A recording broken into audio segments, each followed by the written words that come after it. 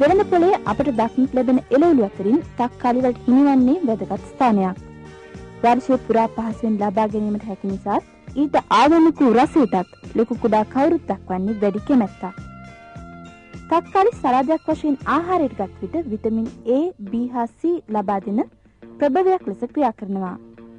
ව්‍යංජනයක් ආකාරයෙන් පිසගත් විට තක්කාලි වල අඩංගු ලයිකෝප්‍රීන් රසායනය පිළිකා වළක්වාලීමට අනගි ඖෂධයක් ලෙස ක්‍රියා කරන බව වාර්තා වෙලා තියෙනවා. වෙළඳපොළට ගුණාත්මෙන් උසස් තක්කාලි වැඩි වැඩියෙන් සැපීමට ගොවි මහත්තුරු මහත් උත්සාහයක් දරනවා. නමුත් ඔවුන්ගේ ආර්ථික අස්වැන්න අඩු කිරීමට ඍජුවම බලපෑම් ඇති කරන්න තක්කාලි වලට ඇතිවන වෛරස් රෝගවලට හැකියාවක් තියෙනවා. ඒ නිසාම වෛරස් රෝගවලින් තොර නිරෝගීමත් වගාවක් ඇති කර ගැනීම ඉතාමත් වැදගත්. ගොවි මහතුන් විසින් තම වගාවන්හි වෛරස් රෝග පවතින ශාක වෙන්කොට හඳුනා ගැනීම රෝගී පැතිර යාම වළක්වාලීමට හොඳ මඟක්. තක්කාලි වලට වැළඳෙන වෛරස් රෝග 3ක් දැනට හඳුනාගෙන තියෙනවා.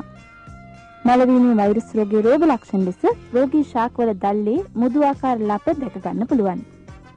මේවා ක්‍රමයෙන් විශාල වී මුළු දැල්ලම පිලිස්සුණු ස්වභාවයකින් මැලවී යනවා. ගෙඩිවලට ආසාදනය වූ විට මුදු ආකාර ලප දැක ගැනීමට පුළුවන්.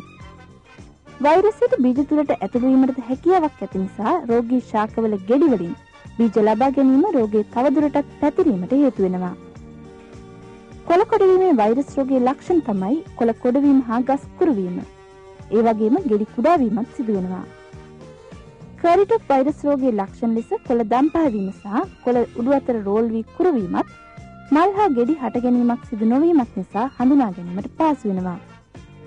පැලමැක්කා මැලවීමේ වෛරස් රෝගයක්, සුදු මැස්සා කොළ කොඩවීමේ වෛරස් රෝගයක්, කීඩාවා පත්‍ර දම්පහ වෙන කරිටොප් වෛරසයේ පතුරන රෝග වාහකයන් වශයෙන් ක්‍රියා කරනවා.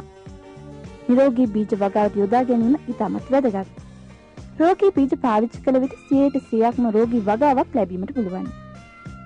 එවිට රෝග පාලනය සඳහා කෘමිනාශක නිර්දේශ භාවිතා කිරීම නිෂ්ඵල ක්‍රියාවක් වෙනවා.